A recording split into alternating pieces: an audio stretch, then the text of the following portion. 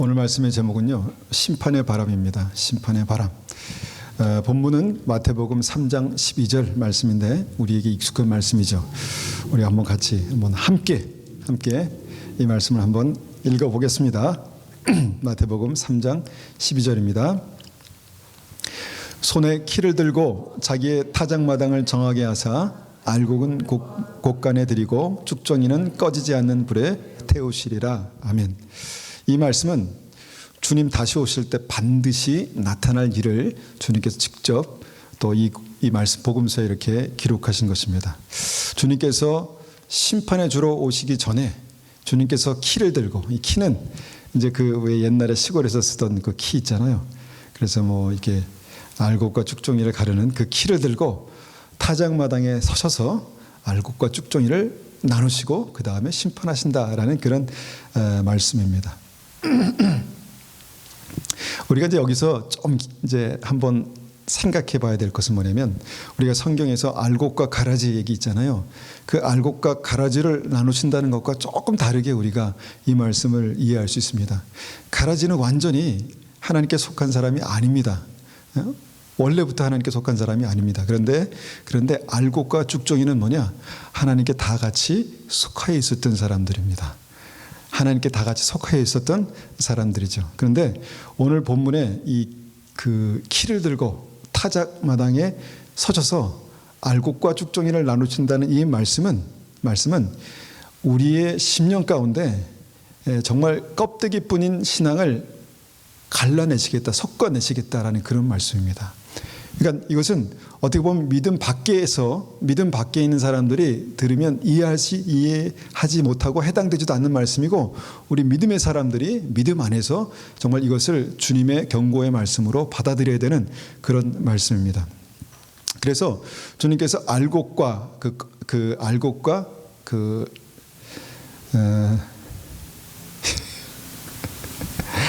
쭉종이, 이 단어가 생각 안 나가지고 알곡과 쭉종이를 가르친다고 말씀하실 때요, 이것은 굉장히 우리에게 어떻게 보면 믿는 사람에게 굉장히 중요한 사건입니다. 굉장히 중요한 일입니다.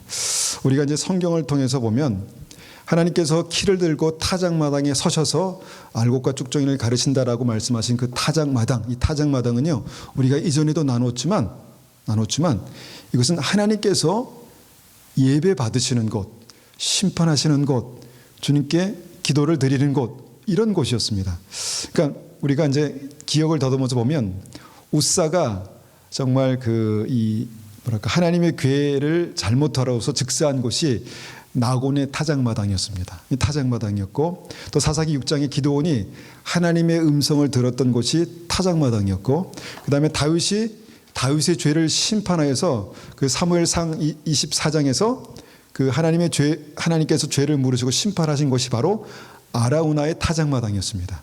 그리고 또 다윗이 그곳에 속죄의 단을 쌓은 것도 바로 그 타작마당이었습니다. 그리고 역대하 그 3장에 솔로몬이 첫 번째 성전을 건축하고 그곳에서 드린 것도 바로 오르난의 타작마당이었습니다.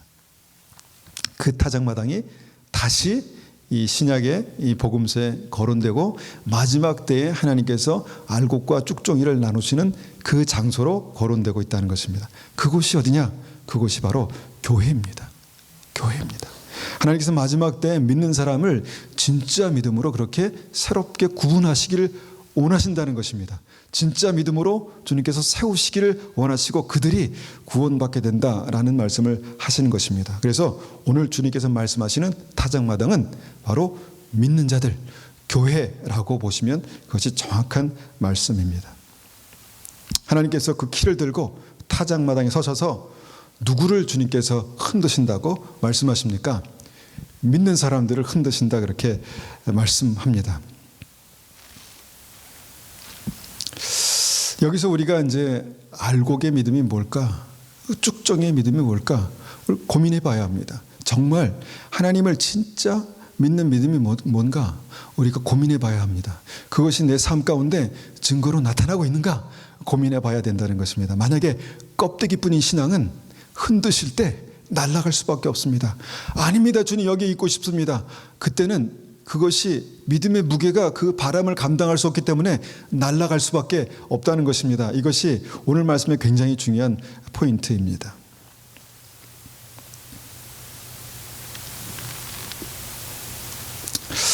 우리가 이 말씀을 들으면서 우리에게 이런 믿음이 필요하다고 믿습니다. 우리는 여기 있는 나는 알곡의 신앙으로 주님께 가까이 가다가 영원한 하나님의 나라에 들어가는 사람이 될 것입니다. 예, 될 것입니다. 우리는 여기서 예배드리다가 주님을 찬송하다가 믿음을 갖고 있다가 주님께서 기절하실 때 더 주님께로 더 가까이 가다가 영원한 하나님의 나라에 들어갈 줄을 믿습니다. 한 사람도 빠짐없이 그런 분들이 되실 줄을 믿습니다. 아멘. 믿습니다. 그런 분들이 되시기를 축원합니다. 이 타작마당 역사에서 우리가 이 키가 뭘까 이런 생각을 해봅니다. 키가 뭘까? 이 키는 알곡과 쭉종이를 나누시는 도구입니다. 도구. 다른 말로 우리의 인생을 흔드시는 도구입니다. 우리의 삶의 기반을 흔드시는, 우리의 심령과 우리의 온 삶을 흔드시는 하나님의 도구입니다. 그러니까 이것은 어떻게 보면 우리의 느낌에 축복과 은혜로 느껴지지 않을 수도 있습니다. 왜 어떻게 이런 일이 우리 삶 속에 일어날 수 있는가? 이런 일들이 바로 이 키, 주님께서 타작마당에서 우리를 올려놓으시고 흔드시는 이 키라는 것입니다. 나를 흔드시는, 교인들을 흔드시는, 교회를 흔드시는 그런 사건이라고 볼 수 있습니다. 제가 왜 이 말씀을 오늘 다시 믿음으로 전하해 드리냐면, 지금 우리 그 코로나 바이러스로 온 교회가 흔들리고 있습니다. 믿음의 사람들을 흔들고 계십니다. 주님께서 믿음을 흔들고 계시고 교회를 흔들고 계십니다. 여러분, 이것이 그냥 우연치 않게 그냥 일어난 일일 수도 있지만, 여러분, 믿음의 사람들은, 깨어서 기도하는 믿음의 사람들은 이 일이 하나님께서 하나님의 교회를, 믿음의 사람들을 지금 흔드시고 있는 그런 사건이구나라는 믿음이 필요합니다.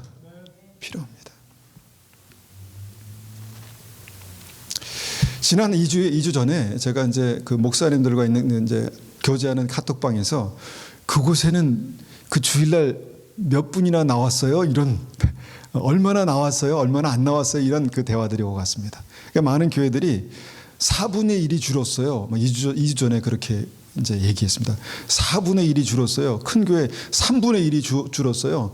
주차장이 텅텅 비었어요. 이런 일들을 2주 전에, 한 주 전에 그런 대화들이 오고 갔습니다. 그런데 급기야는 어저께 생각지도 못하게 정부의 권고안이 발표됐죠. 250명 이상이 모이는 곳은 그 모임을 캔슬하면 좋겠다, 이렇게 권고안이 발표됐고, 또 우리 서양교회 MRBC 교회는 600명가량 모이는 교회이기 때문에 이것을 캔슬했습니다.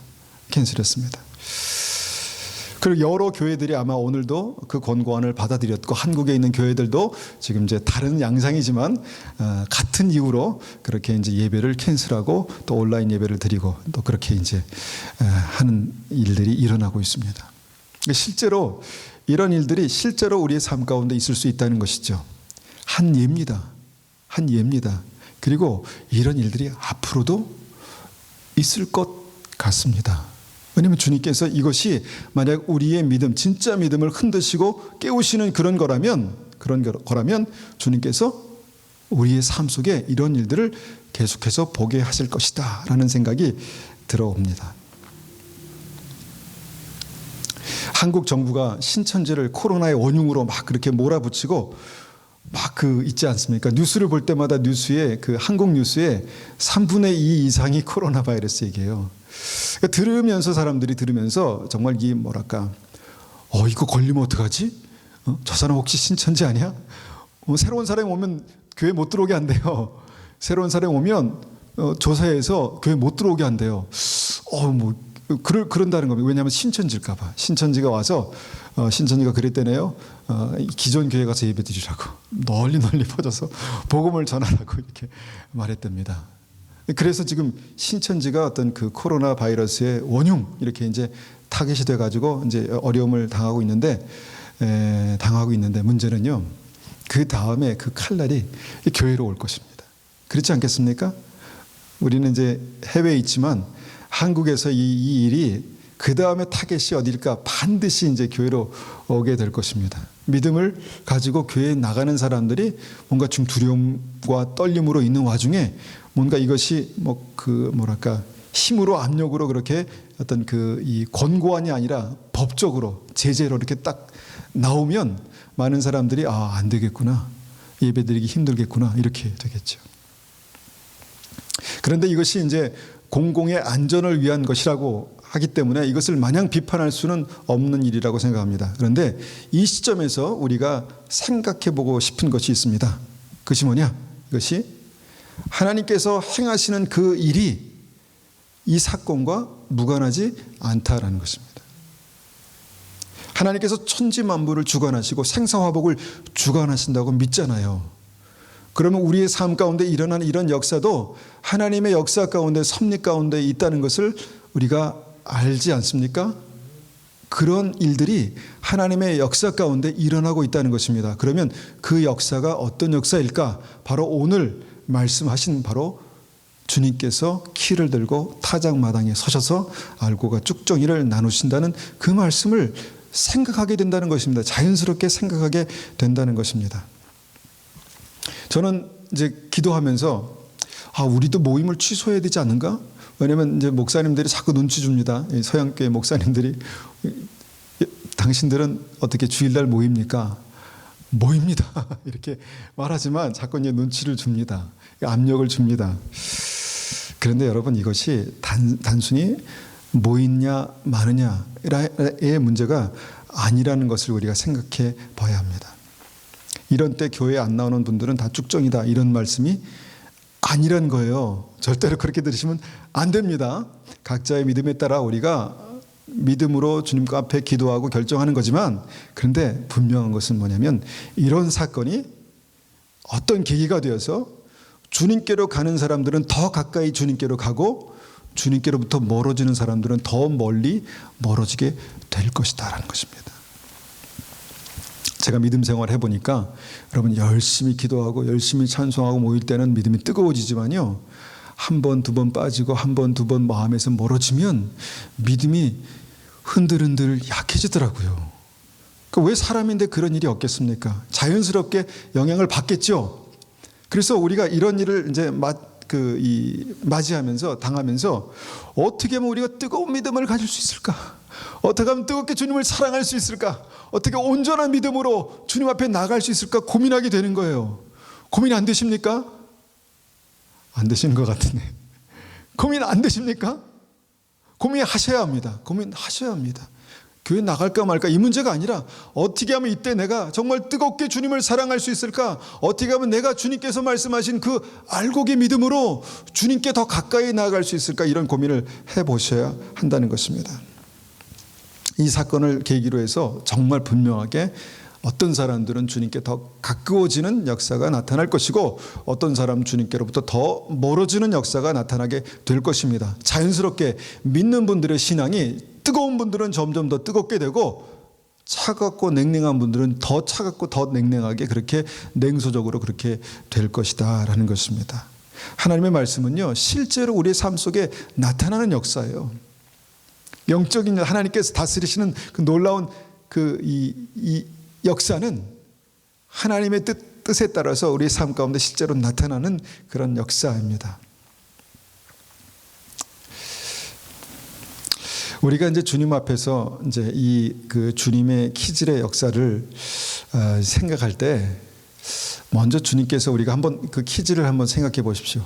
거기다 알곡과 쭉정이를 올려놓고 키질을 하는 이유가 뭡니까?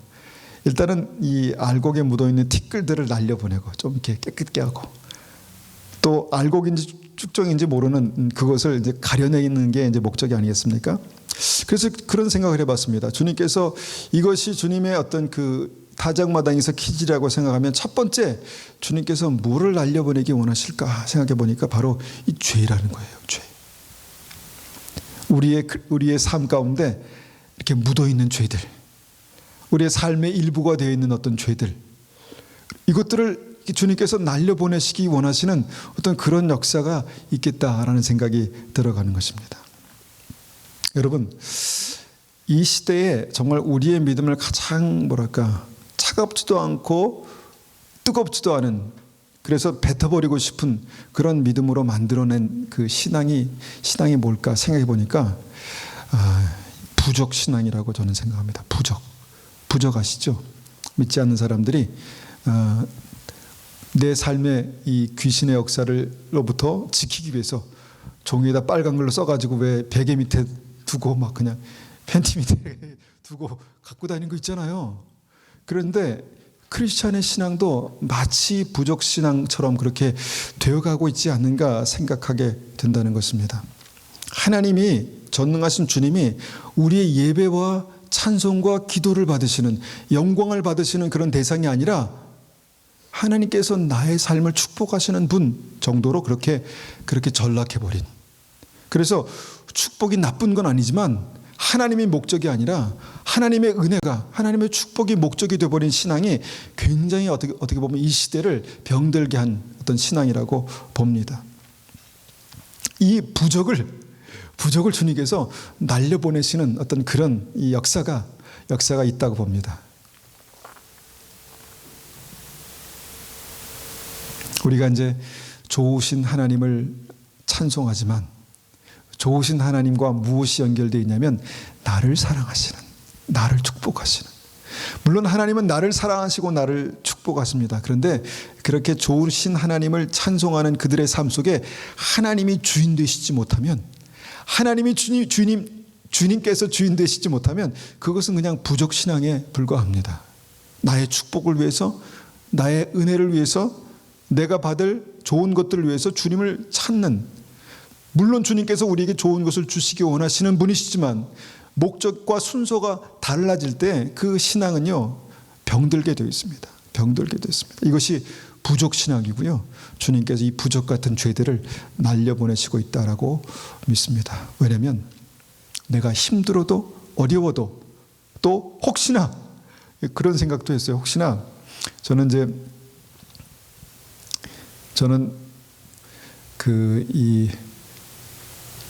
좀 부족한 면이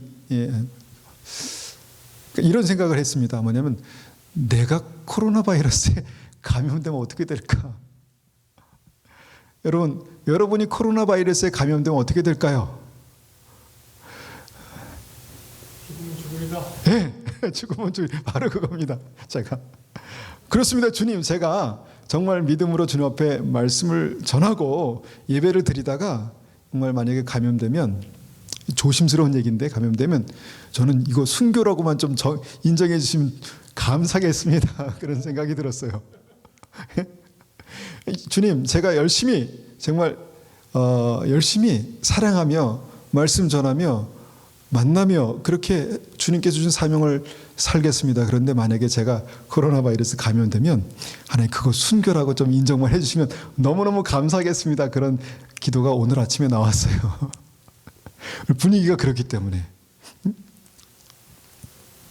어쨌든 이것 때문에 지금 예배가 캔슬되고 교인들이 점점 믿음을 모이기가 힘들어지고 믿음 지키기가 어렵고 이런 때라고 생각합니다. 그런데 이때 우리가 정말 주님께서 왜 흔드시나, 먼저는 우리의 모든 죄들을 우리의 믿음에서 날려버리시기 원하신다는 것입니다. 떨쳐버리기 원하신다는 것입니다. 여러분, 위기 때가 되면 이것저것 다 챙길 겨를이 어디 있습니까? 중요한 것 딱 몇 가지 챙겨서, 여러분 집에 불이 나면 여러분 앨범 챙기고 그다음에 옷 좋은 거 챙기고 그렇겠습니까? 중요한 거 딱딱 챙겨가지고 먼저 안전한 곳에 이렇게 와야 되잖아요. 지금이 그런 때라고 봅니다. 지금이 무엇이 정말 우리에게 중요한가, 어떻게 깨어 있어야 되는가, 중요한 것들을 먼저 챙기셔야 되는 그런 때라고 믿습니다.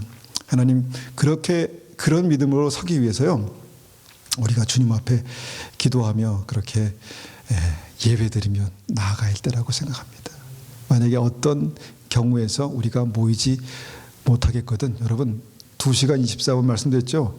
3시간씩 기도하셔야 돼요. 그 바람을 뚫고 들어가서 주님의 영광 가운데 서기 위해서는요, 여러분 기도밖에 없습니다. 그래야 깨어나고 그래야 힘이 나고 그래야 성령의 충만한 은혜가 우리 삶 속에 부어지는 것입니다. 그것으로 이기는 것입니다. 여러분, 이전에 우리가 이제 코로나 바이러스가 막 나오기 시작할 때 올해 이것이 사스보다 그렇게 위험한 것이 아니다, 뭐 이런 기사들도 있었습니다. 그래서 제가 찾아봤습니다. 2003년에 있었던 사스, 중증 급성 호흡기 증후군, 말만 들어도 굉장히 뭐 섬찟한 그런 병입니다. 중증 급성 호흡기 증후군.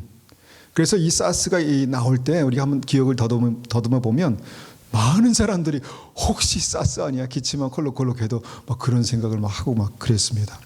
근데 그것이 20개국에 쫙 퍼졌어요. 20개국에 쫙 퍼져가지고 여러분 혹시 그 사스로 몇 명이 죽었는지 기억하십니까? 못하시죠? 아니요. 몇 명이 죽었냐면 774명이 죽었대요. 전 세계에서 774명, 꽤 많이 죽었습니다. 700명 정도가 죽었으니까. 그리고 나서 2012년 메르스가 나왔죠. 메르스 굉장히 치명적인 어떤 그런 이 전염병으로 그렇게 나왔습니다. 그런데 이 전 세계적으로 이것이 퍼지면서 죽은 사람 몇 명인지 아세요? 뭐 어떻게 아십니까? 아시겠습니까? 저도 인터넷 찾아봐서 알았으니까 490명이 죽었습니다. 490명이 안타깝게 이것으로 사망했습니다. 이것이 이제 우리에게 공포를 주었던 이 코로나 바이러스와 비슷한 사스와 메르스의 결과다, 이렇게 이제 말합니다. 그런데 우리가 여기서 한 가지 비교하기 위해서 생각해 볼 게 있는데요. 여러분, 캐나다에서 독감으로 매년 몇 명이 죽는지 아십니까? 저는 누가 얘기해줘서 8,000명이라고 얘기해서 8,000명인 줄 알았어요. 근데 제가 찾아보니까 매년 3,500명 이상이 죽는답니다. 캐나다에서. 여러분, 그 독감 때문에 벌벌 떨어보신 경험 있으세요? 큰일 났다. 내가 감기에 걸렸네. 독감에 걸렸네. 내가 죽으면 어떡할까? 그런데 그 독감이, 그 감기로 매년 캐나다에서 3,500명이 죽는답니다. 뭐 774명, 뭐 490명 상대가 되겠습니까? 그런데 3,500명 이상이 죽는다고 합니다. 캐나다에서. 미국은 어떨까요? 미국은 매년 독감으로 죽는 사람의 숫자가 평균 10,000명이 넘는답니다. 이거는 이제 기사에 나온 통계를 제가 이제 말씀드린 거기 때문에 매년 10,000명이 넘는 사람들이 독감으로, 메르스나 사스나 코로나가 아니라 독감으로 죽는답니다. 그리고 여러분, 올해는 2월에만 해도 10,000명을 훌쩍 넘었다, 이렇게 이제 바로 미국에 10,000명을 훌쩍 넘는 사람들이 안타깝게 죽었다, 이렇게 들었습니다. 그런데 왜 우리는 지금 코로나 바이러스에 이렇게 긴장하고 이렇게 두려워하면서 뭔가 감기가 돌 때는 그냥 조심해야지, 손 씻어야지 이러면서 우리가 왜 이렇게 과하게 반응할까? 저는 이것이 어떤 하나님께서 행하시는 영적인 상황과 영적인 일과 무관하지 않다고 봅니다. 많은 사람들이 이것에 대해서 막 두려움을 가지고 공포를 가지고, 그런데 그 두려움과 공포가 지금 크리스찬과 교회들을 그렇게 흔들고 있는 이런 상황들이 그냥 숫자의 어떤 데이터의 어떤 데이터와 그 결과에 대한 어떤 문제가 아니라 지금 어떻게 보면은 어떤 마음의 문제, 어떤 그 심령의 문제, 영적인 문제, 이렇게 이제 우리가 이해해 볼 수 있다라는 것입니다. 여러분, 우리가 이제 이런 이제 통계 자료를 보면서요, 우리가 이전에도 한번 나눴는데, 여러분 2018년에 한국에서 자살한 사람들의 숫자가 나와 있습니다. 자살한 사람의 숫자 한번 계산해 보십시오. 얼마나 될까? 2018년 한 해 동안 한국에서만 자살한 사람이 얼마나 될까? 13,670명이랍니다. 10,000명이 넘어요. 10,000명이. 뭐 코로나, 사스 10,000명이 넘게 이 자살로 죽었다는 거예요. 여러분, 이 자살이 뭐냐? 자살은 여러분 코로나보다 더 무서운 영적인 바이러스입니다. 절망, 자포자기, 그것으로 삶을 놓는 사람이 13,670명이나 된다는 거예요. 그런데 왜 그것은 왜 이렇게 두려워 떨지 않습니까? 사람들이. 왜 자살을 동조하는 그런 드라마나 그런 것들을 보면서 저거 보면 안 돼, 두려워 떨지 않습니까? 이 영적인 일이라는 거예요. 영적인 일이라는 거예요. 죽는 것은 그렇게 다 그렇게 방치하면서 정말 죽을 수 있죠. 코로나 때문에 죽을 수 있죠. 그런데 여러분, 이것이 우리의 삶을, 우리의 마음을 막 흔들고 있다면 여러분 잘 생각해 봐야 합니다. 이것이 하나님의 역사 가운데 무엇인가? 우리가 뭐 그냥 이성적으로 생각해 보면 왜 사람들이 코로나 바이러스에 그렇게 벌벌 떠는가? 보니까 방송의 영향도 있다라고 봅니다. 이 방송의 영향도 있고, 또 중요한 것은 그것을 통치하시는, 그것을 다스리시는 하나님의 역사 가운데 그것이 있다는 것입니다. 그런데 지금 그 역사가 교회를 흔들고 있습니다. 믿는 사람들의 마음을 흔들고 있습니다. 내가 가야 될까? 가면 큰일 나는데. 우리 안 집사님이 카톡에다가 코로나는 중국산이니까 금방 없어진다 그래가지고 제가 피식 웃고 말았는데, 진짜 그런 믿음이 됐으면 좋겠습니다. 코로나 중국산이기 때문에 금방 없어질 거야. 근데 여러분, 실제는 그렇지가 못해요. 흔들리고 있어요. 마음이 흔들리고 삶이 흔들리고 큰일 났다, 어떡하냐. 막 코스크 가니까 휴지가 없어요. 휴지가. 마스크 펄프의 그 재질이 동일한 재질이라 해서 휴지가 동난데요. 똥 싸러 가기 어려울까 봐 휴지가 지금 없어지고 있어요. 여러분, 이것이 하나님께서 역사하시는 영적인 일과 무관하지 않습니다.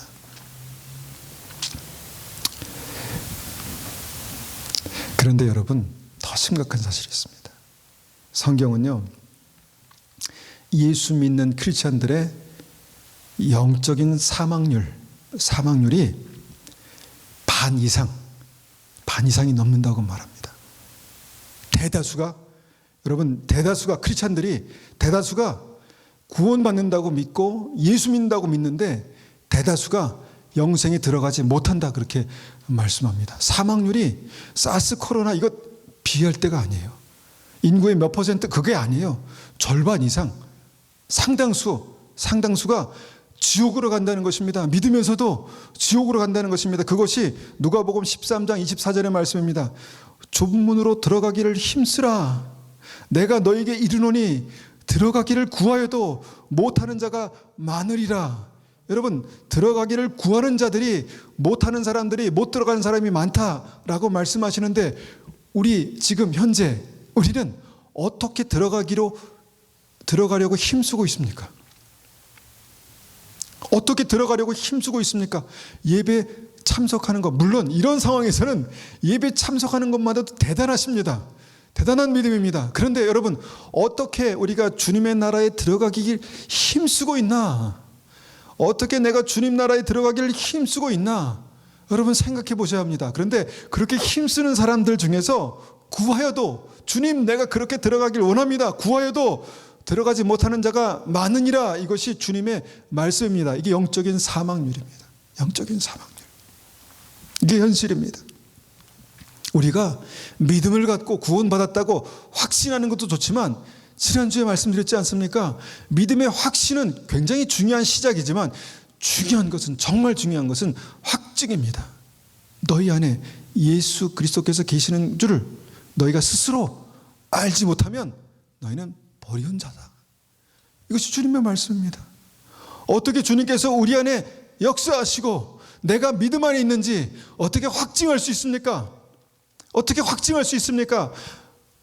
아주 그냥 간단하게는 내가 지금 그 좁은 문에 들어가려고 지금 힘쓰고 있나? 내가 들어가려고 지금 애쓰고 있나? 내 삶의 목적이 그것과 같은가를 볼 때에, 여러분, 그렇지 않다면 나는 당연히 들어가지, 당연히 구원받았지, 예수님과 영접하고 예수님 영접하고 내가 세례 받았는데 당연히 들어가지, 이렇게 생각하면요, 이거는 코로나 바이러스 지금 문제가 아니에요. 지금 영적인 사망률이 여러분 그것 이상으로 정말 위험하다는 것입니다. 여러분, 코로나 바이러스에 대한 어떤 이 사건이 정말 물리적으로 우리의 눈에 보이고 경험되는 사건이지만, 믿음의 사람들, 정말 기도하는 사람들, 깨어있는 사람들, 생명의 길을 가는 사람들은요, 이것을 보면서 정말 중요한 하나님의 역사를 볼 수 있어야 합니다.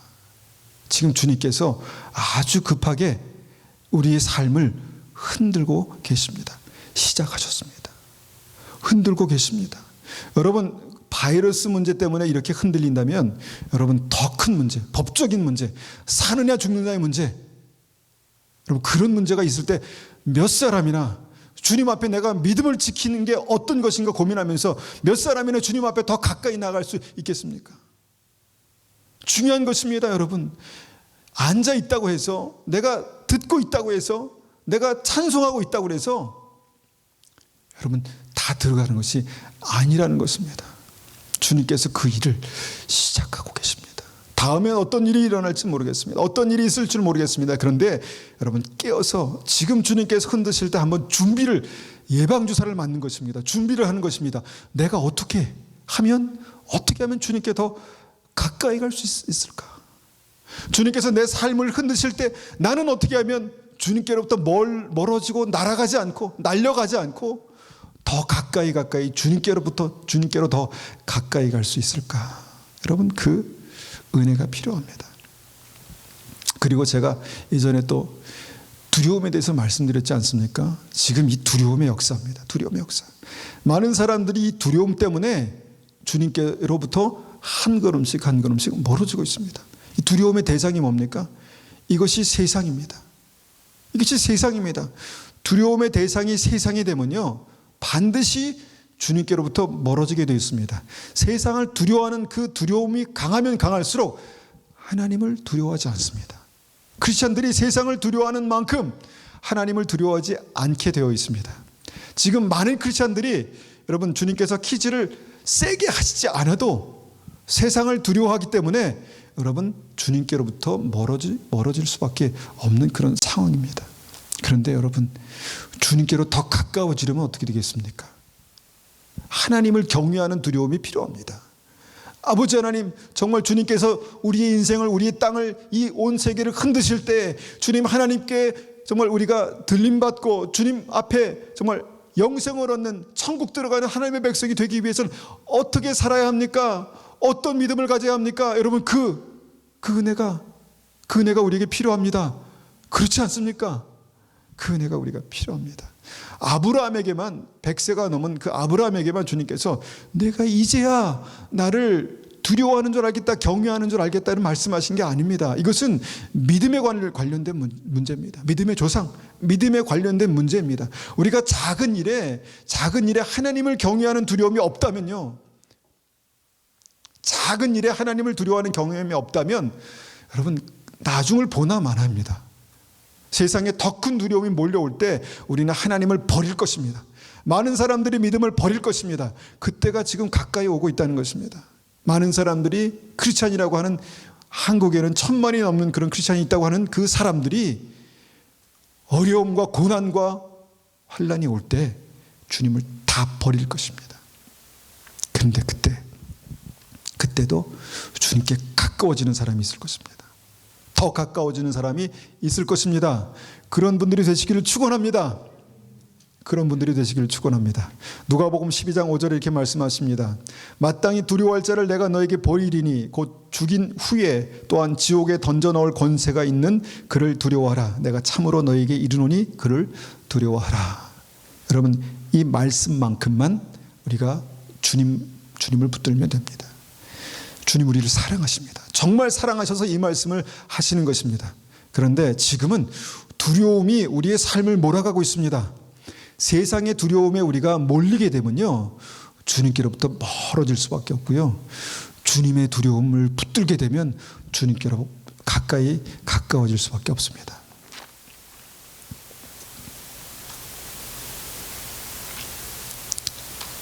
여러분, 우리가 이 코로나 바이러스 이 사건이 하나님께서 우리를 흔드시는 그런 사건인 것을 우리가 믿음의 분량만큼 믿음으로 붙드시기를 축원합니다. 그래서 이때의 믿음은 여러분 쭉정이의 믿음은 여러분 날아가 버립니다.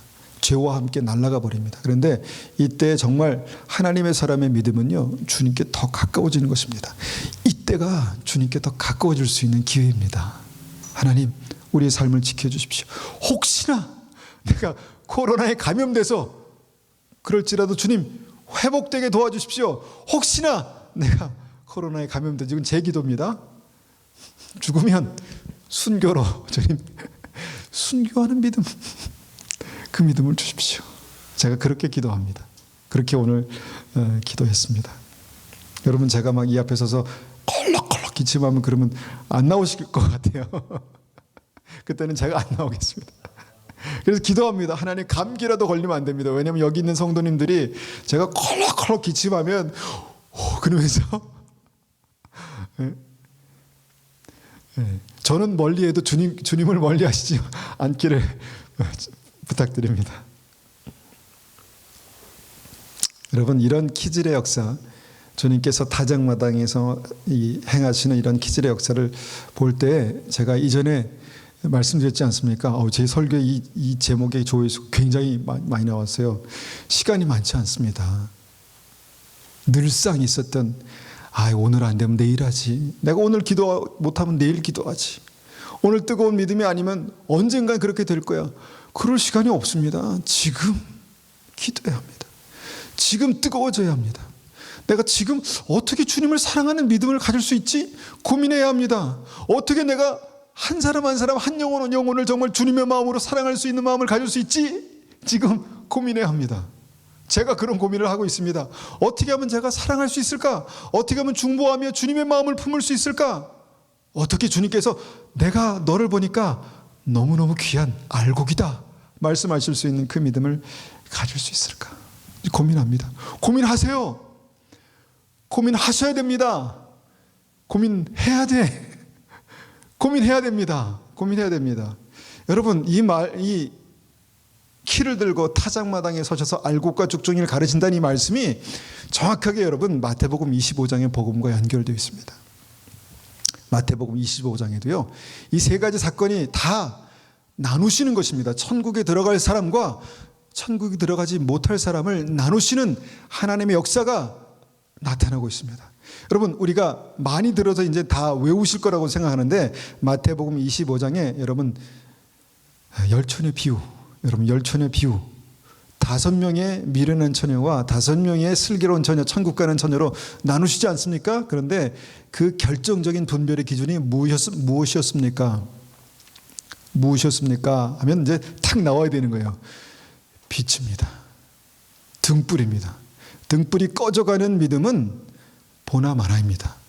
근데 등불이 점점 밝아지는 믿음이 들어가는 것입니다. 그래서 그 빛의 밝기로 빛이 점점 밝아지고 있는가, 빛이 점점 어두워져 가고 있는가, 그것이 분별의 기준이 된다는 것입니다. 너무 선명하잖아요.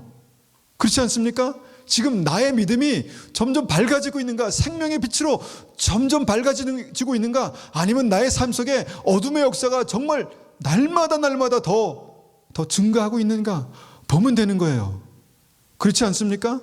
주님께서 이것으로 우리를 분별하신답니다. 빛의 갑옷을 입으라, 예수 그리스도로 옷 입으라, 세마포 옷을 입으라, 예복을 입으라, 같은 말이라고 말씀드렸지 않습니까? 우리의 삶에 주님께서 주신 빛의 갑옷, 생명의 빛이 우리의 삶에 나타날 때 어둠이 물러가고 생명의 역사가 나타나고, 이것이 우리를 구분하시는 분별의 기준이 된다는 것입니다. 여러분, 그러면 우리는 지금 이 주님께서 퀴즈를 하실 때 생명의 빛으로 밝아지고 알곡의 신앙으로 그렇게 서야 합니다. 자, 어떻게 우리가 생명의 빛으로 밝아질 수 있을까? 우리 또 요한계시록 19장 8절 말씀을 생각할 수 있는데, 그에게 빛나고 깨끗한 세마포 옷을 입도록 허락하셨으니 이 세마포 옷은 성도들의 옳은 행실이로다 하더라. 자, 믿음은 살아가는 것이고 복음은 살아가는 것입니다. 제가 요새 기도하는 것 가운데 한 가지가 뭐냐면, 하나님, 제가 입으로 전하는 복음이 아니라 살아가는 복음이 되게 도와주십시오. 그렇게 기도합니다. 우리 한 분 한 분이 정말 복음이 되게 도와주십시오. 그런 기도를 합니다. 이게 무슨 뜻이냐면 그냥 삶이 복음이 되는 것입니다. 살아가는 삶 자체가 복음이 되는 것입니다. 내가 왜 이렇게 결정하고 내가 왜 이런 말을 하고 왜 이렇게 행동하는지 그것이 복음이라는 것입니다. 여러분, 복음을 전하고 그런 때는 이미 지나갔습니다. 땅끝까지 복음이 전해졌습니다. 이제는 우리가 복음이 되어야 합니다. 내가 복음으로 서야 합니다. 여러분, 한 분 한 분이 복음이십니까? 내가 복음이야. 내 안에 예수 그리스도께서 계셔. 살아계셔. 나에게 천국 소망이 있어. 여러분, 그게 복음입니다. 그것을 나도 보지만 다른 사람도 볼 수 있어야 그게 복음인 것입니다. 여러분, 그것이 빛입니다. 그것이 빛입니다. 예수 그리스도로 옷 입은 증거입니다. 세마포 옷을 입은 증거입니다. 절실하게 지금 그 증거가 필요한 때입니다. 그럼 어떻게 합니까? 오늘도 복음이 되는 것입니다. 내가 오늘도 복음이 주님의 복음이 되는 것입니다. 그렇습니까? 그렇게 살 수 있습니다. 여러분, 지금 죽고 사는 문제인데 난 못하겠어. 난 죽었다 깨어나도 난 그렇게 못하겠어. 나는 그렇게 얘기하는 게 너무 힘들어. 나는 그런 마음을 갖는 자 자체가 너무너무 힘들어. 그런 투정을 할 때가 아닙니다. 하나님, 제 입술을 쳐서 복종시키게 도와주십시오. 하나님, 제 마음을 바꾸어 주십시오. 도저히 미움이 증오가 사라지지 않습니다. 이 어두움이 사라지지 않습니다. 주님, 저를 긍휼히 여겨주시고 주님, 제 안에 하나님의 마음, 주님의 긍휼, 주님의 사랑을 부어주십시오. 그렇게 기도하고요, 그렇게 사는 것입니다. 주님 복음으로 사는 것입니다. 그래야 여러분, 생명의 빛을 우리의 삶 속에 볼 수 있습니다. 그것이 생명의 빛이 점점 밝아지는 것입니다. 여러분, 두 번째 알곡과 쭉종이를 가르치는 마태복음 25장의 역사는요, 달란트 역사입니다. 달란트 역사. 달란트가 뭐냐면 사명입니다. 사명. 여러분, 사명에 대한 얘기를 할 때마다 막연히 하시는 분들이 있습니다. 나는 뭐가 사명인가? 나는 그냥 일반적으로 내가 주어진 일상적인 삶을 살아가는 거지 뭘 사명은 뭐 아닙니다. 적은 일에 충성하는 자에게 큰 일을 맡기시는 적은 일, 그 적은 일이 사명입니다. 예수님 때문에 오늘 믿음으로 살아가야 되는 그 일이 사명입니다. 여러분, 그 사명을 갖고 사는 사람과 그냥 사명 없이 열심히 살아가는 사람의 삶은 다릅니다. 무엇을 위해서 열심을 낼 것인가? 무엇을 위해서 내가 열심으로 살아갈 것인가? 그 무엇이 주님께서 맡기신 사명이라면 여러분, 달란트에서 정말 착하고 충성된 종으로 알곡으로 구별되는 믿음을 가질 수 있다는 것입니다. 그런데 내가 오늘도 뭔가 열심히 살아가고 있는데 주님과 상관없이 열심히 살고 있다면, 믿음과 상관없이 열심히 살고 있다면 여러분, 그게 무슨 사명이겠습니까? 사명을 발견 못한 이 종들은요, 바깥 어두운데 던져졌습니다. 분리하시는 거예요. 여러분, 이것이 분리하신 하나님의 역사입니다. 여러분, 내가 무엇이 사명인가? 내 삶의 사명이 무엇인가? 여러분, 오늘 이 시간에 꼭 하나씩 붙드셔야 합니다. 적은 일, 주님께서 나에게 맡기신 적은 일, 그 사명이 무엇인지 여러분 찾지 못하면, 나는 지금 굉장히 위험한 상황 가운데 주님께서 지금 퀴즈를 시작하고 계시기 때문에 위험한 상황 가운데 들어가고 있는 것입니다.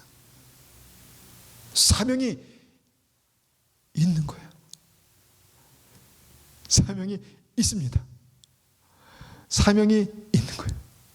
사명이 있습니다. 여러분, 사명은 무엇입니까? 오늘 하루 어떤 사명을 가지고 살아야 합니까? 여러분에게 어떤 사명이 있습니까?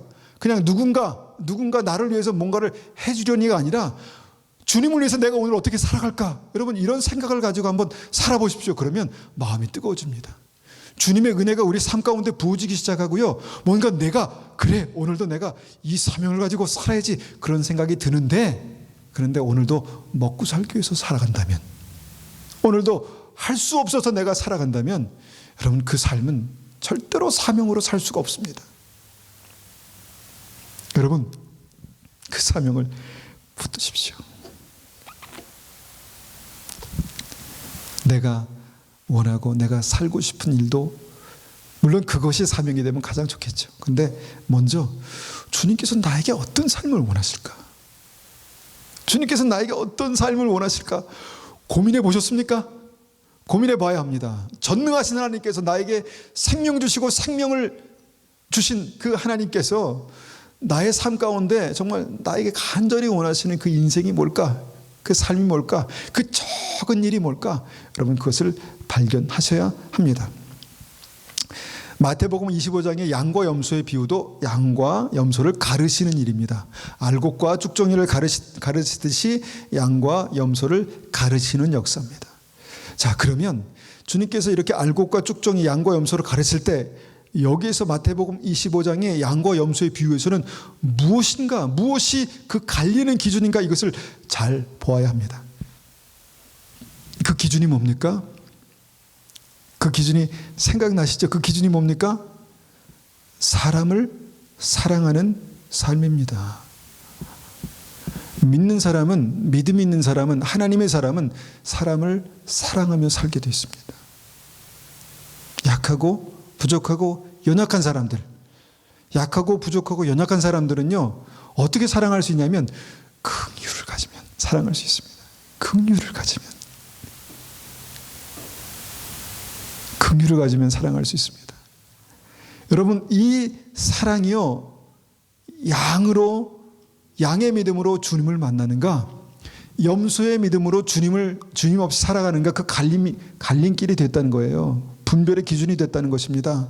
우리의 삶이요, 사람을 사랑하는 믿음으로 반드시 나타나야 합니다. 내 주변에 있는 사람이 미움의 대상이 아니라 내 주변에 있는 사람이 사랑의 대상이 될 때 이 사람이 양으로 주님을 만나는 거예요.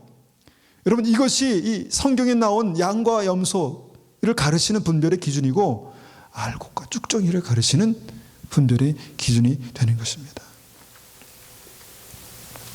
이전에 제가 생명나무와 선악과에 대해서 설교하면서 생명나무를 먹은 증거와 선악과를 먹은 증거에 대해서 말씀드렸죠.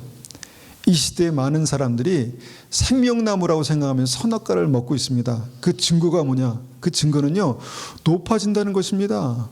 높아집니다. 성전 꼭대기에 올라가서 뛰어내리라. 사단이 그 예수님께 그렇게 유혹했잖아요. 마찬가지로 뭔가 말씀을 듣고 말씀을 먹고 오래 믿음을 가지면 높아진다는 것입니다. 위험한 것입니다. 근데 높아진 그 결과 뭐냐? 사람을 사랑하지 못합니다. 판단하고 분별하는 그것은 익숙한데, 사람을 그 낮은 곳에서, 연약한 곳에서, 어려운 곳에서, 정말 힘든 곳에서 있는 사람들을 긍휼히 여기고 사랑하지 못한다는 게 큰 문제라는 거예요. 큰 문제.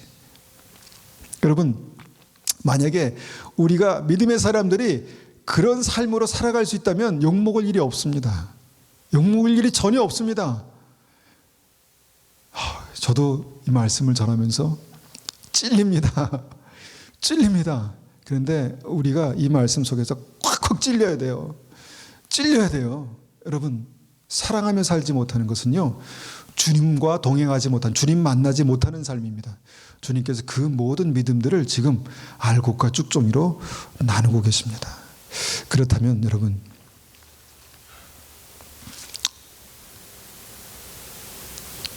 우리가 회개하는, 오늘 우리가 읽었지 않습니까?